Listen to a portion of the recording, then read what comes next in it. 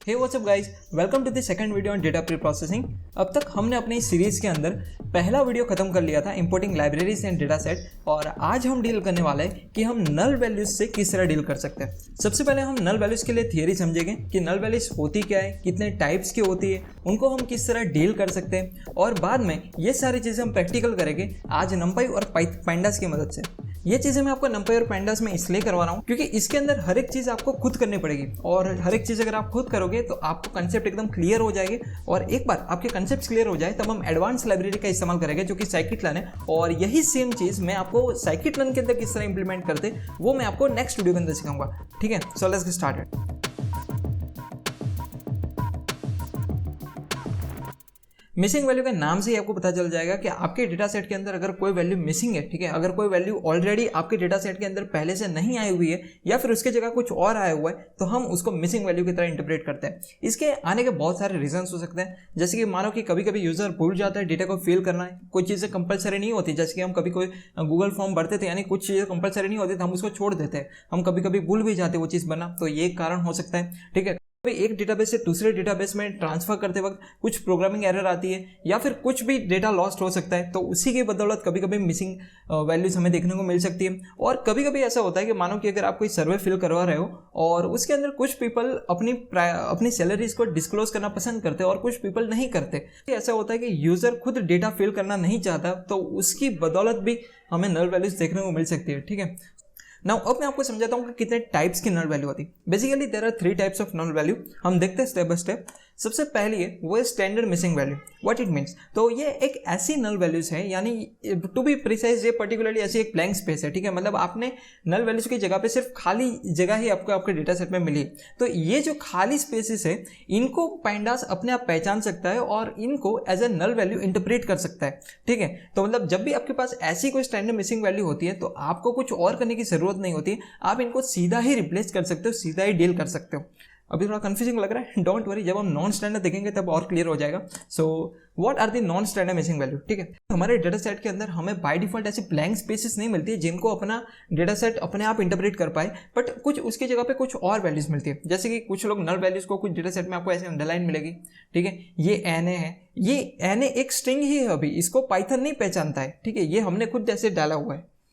ठीक है, जैसे कि हमने हमारा जो आगे कार डेटा सेट हमने यूज़ किया था इंपोर्टिंग वाले के अंदर, उसके अंदर हमें क्वेश्चन मार्क मिला था। ठीक है, तो वो हमें देख के पता चलता है कि भाई ये एक नल वैल्यू है, ये क्वेश्चन मार्क का मतलब, बट हमारे पैंडास को पता नहीं चलता है कि भाई ये क्वेश्चन मार्क एक नल वैल्यू है, वो तो उसे एज ए स्ट्रिंग रिप्रेजेंट करेगा। और इसी रीजन से हमें कुछ डेटा टाइप्स, कुछ कॉलम्स के डेटा टाइप्स हमें इंटीजर होने के बाद भी ऑब्जेक्ट देखने को मिले थे। ठीक है, सो ये जो हमने डील किया था उस वक्त वो थी एक नॉन स्टैंडर्ड मिसिंग वैल्यू। सो इस टाइप की मिसिंग वैल्यूज को जो हमारी पैंडास खुद नहीं पहचान सकता उसे हम नॉन स्टैंडर्ड मिसिंग वैल्यू बोलते हैं। And the last type of missing value is unexpected missing value. Now कभी कभी जैसे कि यहाँ पे अपना डेटा सेट देखो, यहाँ पे अपना जो लास्ट कॉलम है इसमें 2 ही वैल्यूज हम एक्सेप्ट कर सकते हैं, जैसे कि यस और नो। ठीक है, अब यहाँ पे गलती से ये एरर है, बट यहाँ पे गलती से मानो किसी ने 12 डाल दिया हो तो ये तो भाई गलत चीज़ है ना। ठीक है, यहाँ पे यस और नो के कॉलम में 12 क्या करेगा। ठीक है, तो ये सारी चीज़ों को भी हमें डील करना पड़ता है। यहाँ पे तो जैसे ये ब्लैंक स्पेस है, ये एक स्टैंडर्ड मिसिंग वैल्यू, तो इन सारी चीज़ों को भी हमें कभी डील करना होता है। सो ये बेसिकली 3 टाइप्स के मिसिंग वैल्यूज थी जो हम डील करेंगे। ठीक है, तो ना वो एक बार कोड करके देखते हैं कि हम भाई मिसिंग वैल्यूज को आइडेंटिफाई किस तरह कर सकते हैं अपने जुपिटर नोटबुक के अंदर। बट बिफोर दैट मैंने आपको डिस्क्रिप्शन में एक गूगल ड्राइव की लिंक दी है, आप वहाँ पे आओ और ये डीलिंग विद मिसिंग वैल्यूज नाम का आपको एक फोल्डर मिलेगा।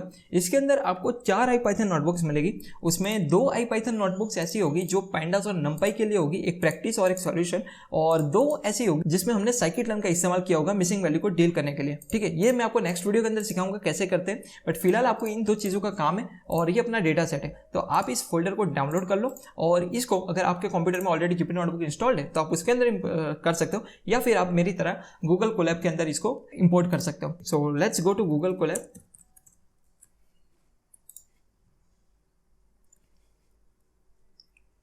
और गूगल कोलैब में जाके आपको आपकी फाइल अपलोड कर देनी है यहाँ पे, जैसे कि मेरे को अभी चाहिए dealing with missing values pandas practice, right. तो मैं यहाँ पे इसको अपलोड करता हूँ, अपलोड होने के साथ ही ओपन हो जाएगी। ठीक है, एक बार फाइल ओपन होने के बाद एक और चीज़ जो हमें करनी है वो है हमें हमारा डेटा सेट पे लिंक करवाना होगा। तो उसके लिए आपको एक बार ये कनेक्ट हो जाएगा ओके, सो नाउ यहाँ पे अपलोड पे क्लिक करके आपके फोल्डर के अंदर जो कार्ड अंडरस्कोर डेटा सेट नाम का डेटा सेट है उसको आपको अपलोड करना है। ये सेम डेटा सेट है, अगर आपने वो मेरा पहले वाला वीडियो देख के आए हो इंपोर्टिंग डेटा सेट वाला, तो वही डेटा सेट है। सो अगर आपके पास वो ऑलरेडी है तो आपको कोई दिक्कत नहीं है, अगर नहीं है तो आप इसको डाउनलोड करके इस डेटा सेट को यूज़ कर सकते हो। ठीक है, अभी मैं ये सारी चीज़ें कवर नहीं करूँगा जो हमने अगले वाले वीडियो में कवर कर दी, जैसे लाइब्रेरीज को इंपोर्ट करना, हेडर्स को लिंक करना और डेटा सेट को इंपोर्ट करना। और देखिए यहाँ पे सबसे पहले अपना डेटा सेट देखते हैं। तो यहाँ पे देखो हमें यहाँ पे दिख रहा है कि ये क्वेश्चन मार्क है। ठीक है, तो ये कौन से टाइप की नल वैल्यूज है, ये नॉन स्टैंडर्ड नल वैल्यूज है। हमें यहाँ पे पता चलता है कि भाई ये नल वैल्यू है, बट हमारे कंप्यूटर को नहीं पता चलता कि भाई ये एक नल वैल्यू है, वो तो इसे सिर्फ एक स्ट्रिंग ही मानता है। तो मैं आपको इसका एक प्रूफ बताता हूँ कि हमारा कंप्यूटर इसको आइडेंटिफाई नहीं कर पाता, कि हम इन्फो देखेंगे और इन्फो के अंदर हमें बताएगा कि कितने नल वैल्यूज आपके डेटा सेट के अंदर है। व्हाट आई मीन टू से, यहाँ पे देखो नल काउंट बता रहे हैं, यानी अगर आपके डेटा सेट में 100 वैल्यूज है और उसमें 5 मिसिंग वैल्यू है तो यहाँ पे 95 हमें दिखना चाहिए कि नॉन नल वैल्यू है। हमारे डेटा सेट के अंदर टोटल 205 रोज है और 205 रोज है और शायद 26 कॉलम्स है, बट हमें यहाँ पे देखो सारे के सारे कॉलम्स के अंदर हमें 205 नॉन नल बता रहा है। ऐसा क्यों है भाई, यहाँ पे देखो नॉर्मलाइज क्लासेस के अंदर या तो नल वैल्यूज है बट हमें नहीं बता रहा है। ऐसा इसलिए क्योंकि ये आइडेंटिफाई नहीं कर पा रहा है कि ये एक नल वैल्यूज है, इसके लिए तो ये एक स्ट्रिंग है। ठीक है, तो हमें जब भी हम ऐसे नॉन स्टैंडर्ड नल वैल्यूज को डील करते हैं तो हमें इनको ऐसी वैल्यू से रिप्लेस करना पड़ता है जिसको पाइंडा समझ पाए कि भाई ये नल वैल्यू है। तो हाँ, हमें सबसे पहले जो काम करना है वो है कि हमारे इस क्वेश्चन मार्क जो हमें पता है कि भाई नल वैल्यूज की जगह पे क्वेश्चन मार्क है, तो हमें इसको ऐसी वैल्यू से रिप्लेस करना पड़ेगा जिसको पाइंडास पहचानता है। तो वो करने के लिए आपको क्या करना है, सिंपल लिखना है pd.replace। ठीक है, किसको रिप्लेस करना है, तो भाई मेरे डेटा सेट में जो क्वेश्चन मार्क है मुझे उसको रिप्लेस करना है। उसको किससे करना है, तो मुझे उसको np.nan, np.nan क्या है, ये ऐसी वैल्यू है, ये ऐसी नल वैल्यू है जिसको हमारे पेंडास पहचानता है। ठीक है, और फिर मुझे डालना है in place is equal to true. ठीक है, अब ऐसा क्यों डालो, एक बार मैं आपको ना डाल के बताता हूँ कि ऐसे इससे क्या होगा। ठीक है, सो एक बार देखते हैं। अरे सॉरी, यहाँ पे पीडी नहीं, हमारे डेटा सेट का नाम df है। ओके, सी यहाँ पे देखो जितने भी क्वेश्चन मार्क थे वो नैन से रिप्लेस हो गए। ठीक है, अभी हमें यहाँ पे दिख रहा है। ठीक है, हमने यहाँ पे in place is equal to true नहीं डाला हुआ है, फिर भी हमें यहाँ पे दिख रहा है। ओके, बट एक्चुअल में ये सिर्फ हमें दिखने के लिए, यहाँ पे एक्चुअल में हमारे डेटा सेट में कोई चेंजेस नहीं आया हुआ है। एक बार हम अपना डेटा सेट देखते हैं।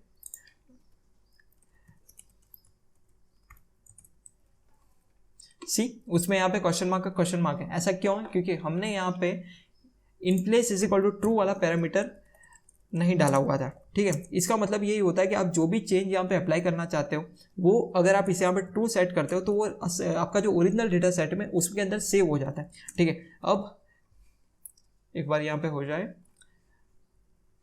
ओके, अब यहाँ पे मैं df हेड वाला डेटा सेट रन करूंगा तो मुझे क्वेश्चन मार्क की जगह पे नैन दिख गया। ठीक है, अब ये चेंजेस सेव हो चुके हैं।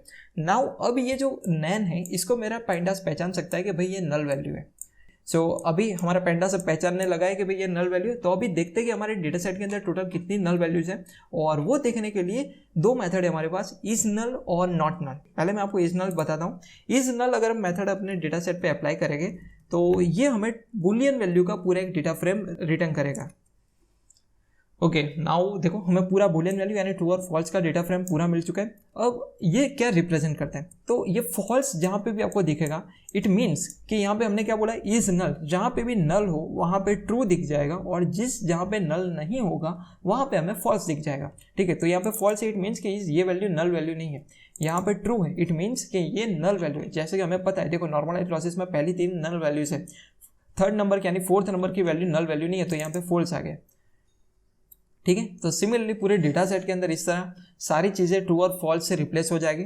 ओके, तो ये एक वे है। और सिमिलरली नॉट नल एक ऐसी चीज़ है, ये बिल्कुल ही इस नल का कॉन्ट्राडिक्ट है। जैसे कि इस नल में क्या होता था कि अगर नल वैल्यू होगी तो वहाँ पे हमें ट्रू देखने को मिलता था, और जहाँ पे नल वैल्यू नहीं होगी वहाँ पे हमें फॉल्स देखने को मिलता था, राइट। और यहाँ पे क्या होगा कि किसी पे केस में जहाँ पे भी नल वैल्यू होगी वहां पे हमें फॉल्स देखने को मिलेगा, और बाकी सारी जगहों पे हमें ट्रू देखने को मिलेगा। ठीक है, ये इनफैक्ट ये सिंपल एक कॉन्ट्राडिक्ट है और कुछ नहीं है इसके अंदर। तो अभी ये देखो हमें पूरा ट्रू और फॉल्स का डेटा फ्रेम तो मिल चुका, बट इसमें भी ढूंढना बहुत मुश्किल है। ठीक है, हमें कैसे पता चलेगा कि भाई कौन से कॉलम के अंदर नल वैल्यूज है। ठीक है, तो उसके लिए हम क्या करेंगे, एक लूप चलाएंगे, बट उसके लिए मैं सबसे पहले एक मिसिंग डेटा नाम का एक डेटा फ्रेम बनाऊंगा जिसके अंदर मैं ये पूरी बुलियन वैल्यू स्टोर कर दूंगा। ठीक है, इज नल। ठीक है। ऐसा मैंने किया कि आपको 1 मिनट दो, आपको सब समझ आ जाएगा। मैं आपको मिसिंग डेटा बता देता हूँ। ये सेम है जो हमें यहाँ पे दिख रहा है, सी।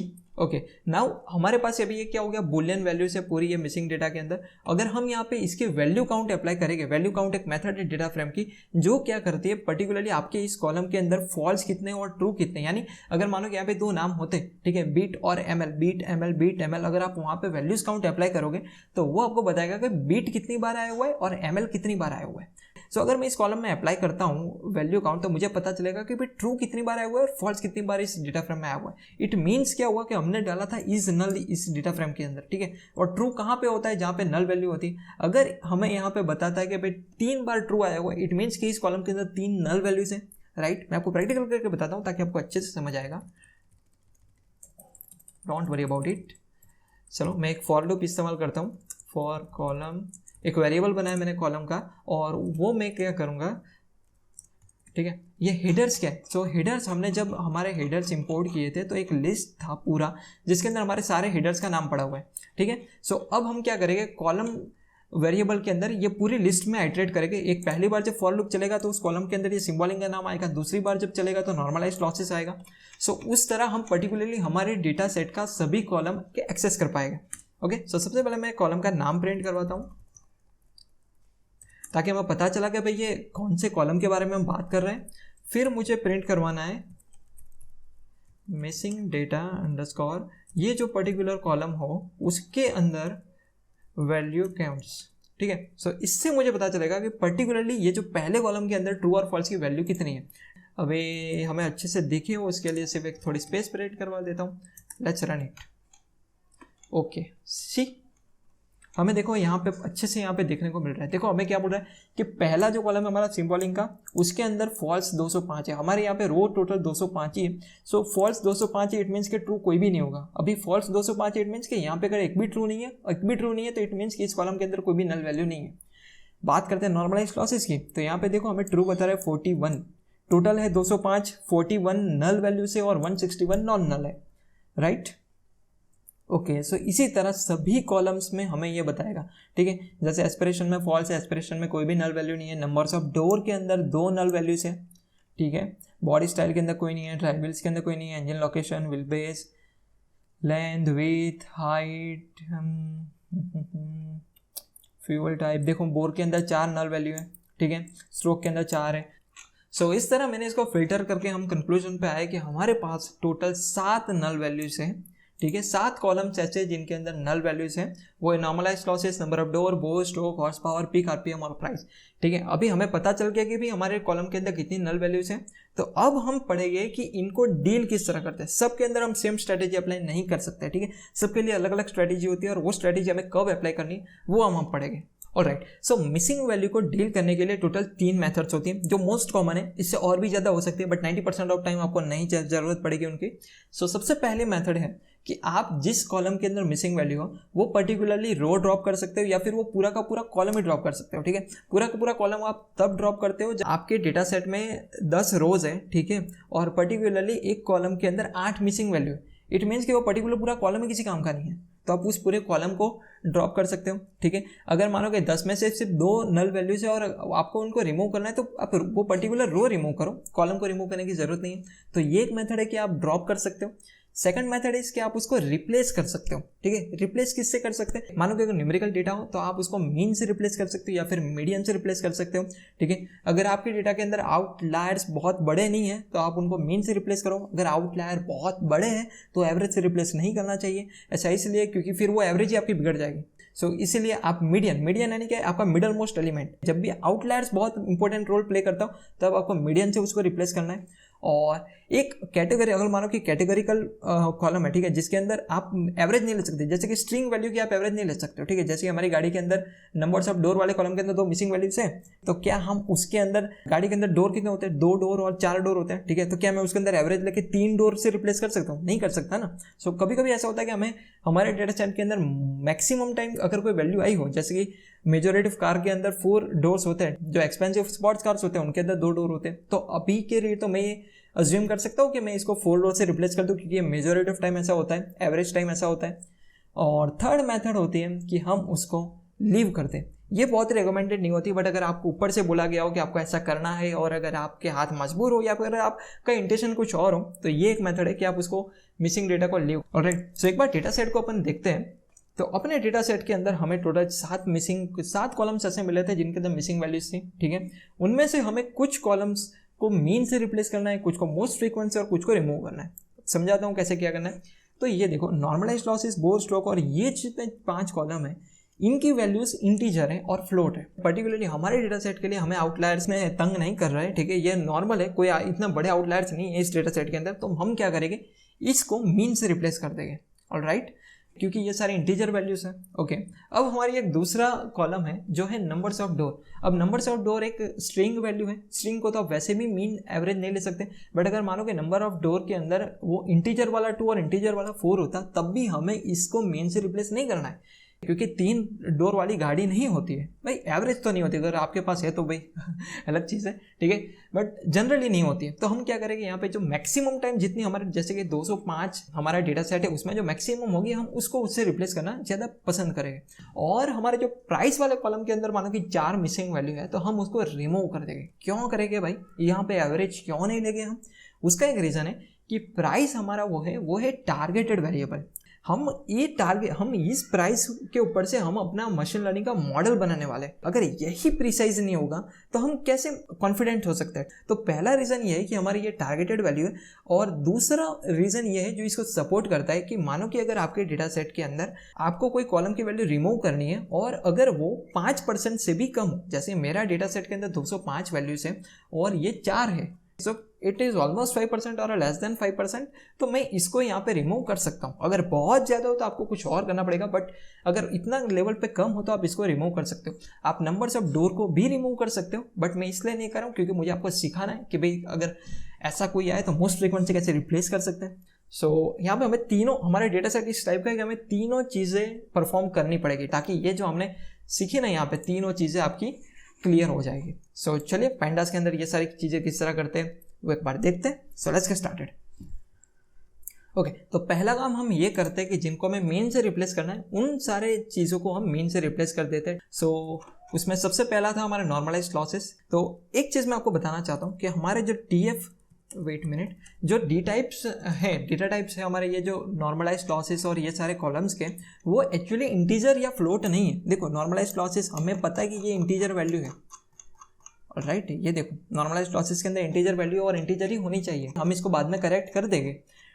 तो अभी तो हम इसको डायरेक्टली ऐसे मीन से रिप्लेस नहीं कर सकते, क्योंकि भाई हम स्ट्रिंग का अगर हम एवरेज लेने जाएंगे तो हमें एरर मिल जाएगी, ठीक है। हम और स्ट्रिंग का एवरेज हम ले भी नहीं सकते, तो पहले हम इनका डेटा टाइप कन्वर्ट करेंगे अभी के लिए सिर्फ, और बाद में हम उसको उसके मीन से रिप्लेस करेंगे। सो किस तरह करेंगे, और ये डेटा टाइप आपको ऑब्जेक्ट यहाँ पे क्यों बताया जा रहा है वो मैंने अपने पिछले वीडियो के अंदर बताया था कि हमारे डेटा सेट में नल वैल्यूज थी वो नॉन स्टैंडर्ड थी, वो क्वेश्चन मार्क थी, और पाइथन और जो मैंने आपको बताया था कि नंपाई के जो अरे होते हैं वो होमोजीनियस होते हैं, ठीक है। अगर एक भी स्ट्रिंग वैल्यू आ जाती है तो वो सारे कॉलम्स को, पूरे जितने भी डेटा है उन सबको स्ट्रिंग में कन्वर्ट कर देते हैं। तो सबसे पहले मैं एक वेरिएबल बनाता हूँ जिसके अंदर मैं अपने इस नॉर्मलाइज्ड लॉसेस के कॉलम की एवरेज वैल्यू स्टोर करूँगा। तो सबसे पहले मुझे इस कॉलम को एक्सेस करना होगा, वो किस तरह करूँगा। तो अब मुझे देखो ये हमारा डेटा टाइप था, इसका ऑब्जेक्ट था, ठीक है। अब मुझे इसको पहले फ्लोट के अंदर कन्वर्ट करना पड़ेगा ताकि मैं इसकी एवरेज ले पाऊँ। तो उसके लिए पाइंडास के अंदर एक मेथड है एस टाइप, और उसके अंदर पैरेंथेसिस के अंदर आपको जो भी डेटा टाइप पे इसमें कन्वर्ट करना है उसको आपको लिखना है। नाउ अब जो मेरी ये जो नॉर्मलाइज्ड लॉसेस की वैल्यू होगी वो सारी फ्लोट होगी, तो अब मैं आसानी से मीन ले सकता हूँ। सो बस इतना ही करना है मुझे। नाउ एक बार प्रिंट करके देखते हैं, एवरेज नॉर्मल, वेट सॉरी मैंने यहाँ पे एरर लिख दिया, राइट, ओके सी, राइट। तो मुझे यहाँ पे नॉर्मलाइज्ड लॉसेस की एवरेज वैल्यू पता चल चुकी है। अभी मेरा नेक्स्ट काम क्या होगा कि मैं इस वैल्यू को नॉर्मलाइज्ड लॉसेस कॉलम के अंदर जितनी भी नल वैल्यूज होगी उनको इससे रिप्लेस कर दूंगा। So let's do it. DF के अंदर नॉर्मलाइज्ड लॉसेस के अंदर जाके रिप्लेस, और रिप्लेस मुझे किसको करना है, तो भाई मेरी जितनी भी नल वैल्यूज हो np.nan, क्योंकि मैंने ऑलरेडी क्वेश्चन मार्क को np.nan से हमने रिप्लेस कर दिया है, इसको मुझे किससे रिप्लेस करना है, तो मुझे इसको एवरेज नॉर्मल लॉसेस जो मेरा वेरिएबल है जिसके अंदर मैंने एवरेज को 122 स्टोर किया हुआ है उससे करना है। और मुझे in place is equal to true लिखना नहीं भूलना है, क्योंकि मुझे ये सेव भी करना है। ऑल राइट, क्या हो रहा है, ओके राइट। अभी मैं आपको पूरा DFP शो कर देता हूँ मैं। सी नॉर्मलाइज लॉसेस के अंदर पहले 3 नल वैल्यू थी, अभी वो रिप्लेस हो चुकी है 1 to 2 से। तो सिमिलरली यही चीज़ हमें करनी होगी अपने स्ट्रोक के साथ, ठीक है। तो मैं और टाइम आपका नहीं वेस्ट करूंगा, ये सारी स्ट्रोक और उसमें सिखाकर मैं सिर्फ कॉपी पेस्ट कर लेता हूँ। ये चीज़ आपको खुद करनी है।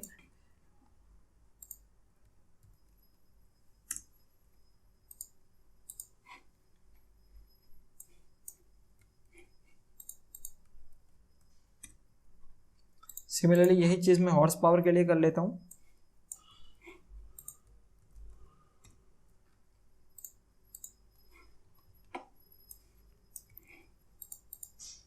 ये हम पैंडास के अंदर कर रहे हैं, इसलिए हमें ये सारी चीज़ें मैन्युअली करनी पड़ती है। जब भी हम scikit-learn के अंदर सीखेंगे तो ये एक ही कोड लिखने से सबके अंदर हो जाएगा।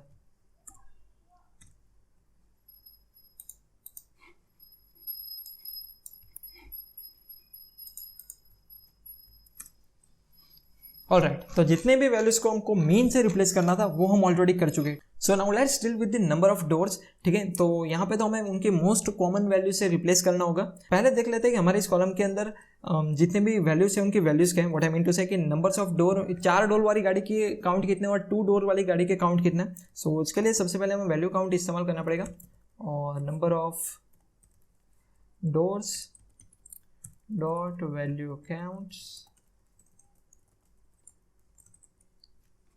सी यहाँ पे हमें पता चल रहा है कि 114 टाइम्स 4 डोर है, और 89 टाइम्स मतलब 89 गाड़ी ऐसी है जिनके अंदर 2 डोर है, ठीक है। और एक चीज़ हमें पता है कि हमारे डेटा सेट के अंदर body style, wait a minute में आपको बताता हूँ हमें, ओके, मैक्सिमम जो टाइप है हमारे गाड़ियों की वो है सेडान, ठीक है, और सेडान और हैचबैक, राइट। सो सेडान यानी आपकी जो होंडा सिटी हो गई, एलेंट्रा हो गई, और ऐसी गाड़ियों के अंदर डेफिनेटली 4 डोर से ज़्यादा होते हैं। सो अल्टीमेटली हम अभी इस वैल्यू को 4 डोर से रिप्लेस करना ज़्यादा प्रीफर करेंगे, ठीक है। सो देखते हैं कि अभी इनको किस तरह रिप्लेस कर सकते हैं। और to be precise ID max भी एक ऐसे मेथड है जो आपको दे देती है कि सबसे ज़्यादा मैक्सिमम काउंट किसके है, ठीक है। सो ID मैक्स, अरे सॉरी IDX मैक्स, राइट। सो हमें यहाँ पे दिखा कि 4 काउंट सबसे ज़्यादा है। तो अभी हम अपनी इस कॉलम के नैन वैल्यू को 4 से रिप्लेस कर देंगे। तो वही सेम चीज़ है, आप चाहो तो खुद ट्राई कर सकते हो। Number of doors dot replace NP dot nan को हमें रिप्लेस करना है 4 से, ठीक है। अभी तो सिंपल, आप चाहो तो ये चीज़ भी यहाँ पे लिख सकते हो, ठीक है, बट मैंने यहाँ पे लिख दिया है, और in place is equal to true, alright. So यहाँ पे ये काम भी हो चुका है, ठीक। सो ऑलराइट, फाइनली अभी एक ही चीज़, एक ही कॉलम रह गया जिसको हमें डील करना है, वो है प्राइस कॉलम। तो उसको हम, उसके अंदर हमें क्या करना है कि जिस जिस वैल्यू पे नल वैल्यू आए वो पूरी रो हमें डिलीट कर देनी है। सो उसके लिए हम पैंडास की ड्रॉपना मेथड इस्तेमाल करेंगे। सो उसके लिए हमें पहले पैंडास का नाम लिखना पड़ेगा, सॉरी डेटा फ्रेम का नाम लिखना पड़ेगा, DF डॉट ड्रॉपना, और उसके अंदर हमने ये जो हमारी डेटा फ्रेम का नाम दिया उसके अंदर आपको कौन से कॉलम के अंदर ये ऑपरेशन परफॉर्म करना है। ड्रॉपना ऑपरेशन करता ही है कि पर्टिकुलरली उस कॉलम के अंदर जितने भी नल वैल्यूज होगी उनकी सारी रो, वो पर्टिकुलर रो डिलीट कर देगा। तो मुझे ये चीज़ प्राइस कॉलम के लिए परफॉर्म करवानी है। अभी मुझे इसको सबसेट के अंदर डालना पड़ेगा। ये सबसेट, ये पैरामीटर का नाम है, दैट्स वाई मैं इसको स्पेसिफाई कर रहा हूँ। और एक चीज़ जो मुझे करनी है, मुझे ये सारी चीज़ें मुझे यहाँ पे सेव कर देनी है जितने भी मैं ऑपरेशन परफॉर्म करूँ। और थर्ड चीज़ कि मुझे जिस प्राइस कॉलम के अंदर नल वैल्यू हो पर्टिकुलरली मुझे वो पूरी रो डिलीट करनी है, राइट। अगर मानो कि ये प्राइस कॉलम होता है और यहाँ पे अगर ये नल वैल्यू है तो मुझे पर्टिकुलरली, मानो कि ये प्राइस वैल्यू है, ठीक है, अगर ये नल वैल्यू होती तो मुझे ये पूरी रो को डिलीट करवा देना है। सो इसके लिए मुझे axis is equal to 0 specify करवाना पड़ेगा, एक्सेस इज इक्वल टू 0, ठीक है। So let's execute it. ये काम हो चुका है और हमने ऑलरेडी 2 रो निकाल दिया, ठीक है। तो एक बार इंडेक्स को भी रिसेट करवाना पड़ेगा। क्यों रिसेट करवाना पड़ेगा? क्योंकि मानो कि अगर अपने इस डेटा फ्रेम के अंदर अगर ये रो डिलीट हो गई होती, ठीक है, तो फिर 3 के बाद क्या आ जाएगा, सीधा 5 आ जाएगा, ठीक है। सो दैट्स वाई हमें इंडेक्स को एक बार हम रिसेट कर देते हैं ताकि हमें और कोई प्रॉब्लम ना आए आगे। तो उसके लिए सिंटैक्स है ड्रॉ डेटा फ्रेम का नाम रिसेट अंडरस्कोर इंडेक्स, और उसमें जाके हमें क्या करना है, तो क्या जो हमारी पुरानी वाली इंडेक्स है उसको हमें ड्रॉप करना है और ये अपने आप नई इंडेक्स सेट कर देंगे, ठीक है। So in place is equal to true जो हम हर बार लिखते हैं। नाउ अब देखते हैं हमारा डेटा सेट अल्टीमेटली किस तरह का है।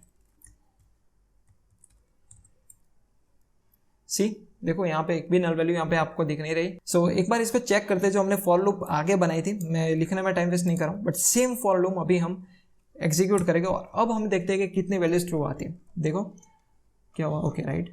यहाँ पे देखो नॉर्मलाइज क्लासेस के अंदर 201 यहाँ पे क्यों हो रहा है, क्योंकि भाई 4 हमारे प्राइस के अंदर नल वैल्यू थी और वो हमने सारी रो डिलीट कर दी। तो पहले 205 थी, उसमें से 4 डिलीट हो गई, तो 201 ही टोटल अभी रो है और 201 में से 201 फॉल्स है। इट मीन्स कि 21 भी नहीं है, यानी कोई भी नल वैल्यूज अभी नहीं है। सिमिलरली सभी के अंदर देखो आपको यहाँ पे दिख रहा है, ठीक है। इसको और अगर प्रिसाइसली देखना हो तो हमें एक मेथड यूज हमने जो आगे पढ़ी थी वो है df.info। सी यहाँ पे टोटल 201 एंट्रीज है और 201 की एक सारी की सारी नॉन एंट्रीज है। तो अल्टीमेटली फाइनली हमने सभी नल वैल्यूज को डील कर दिया। So it was a great job, thank you यहाँ तक बने रहने के लिए मेरे साथ, थैंक यू सो मच। अगर आपको मेरा एफर्ट पसंद आया हो तो प्लीज़ लाइक दिस वीडियो। अगर आपको कुछ भी सजेशन देना हो आप कमेंट बॉक्स में दे सकते हो, मैं डेफिनेटली आपको रिप्लाई करूँगा। और ऑलरेडी मैं 2 वीडियोस डाल चुका हूँ, सो आगे भी इसी तरह डेटा प्री प्रोसेसिंग में वीडियो कंप्लीट हो जाएगी और आगे मशीन लर्निंग पे वीडियोस आने वाले। सो अगर आप क्यूरियस हो मशीन लर्निंग को लेकर, सो आप मेरे चैनल को सब्सक्राइब कर सकते हो, मैं इसी टाइप का कंटेंट आगे डालने वाला हूँ, ठीक है। And thank you so much for watching till now, thank you so much.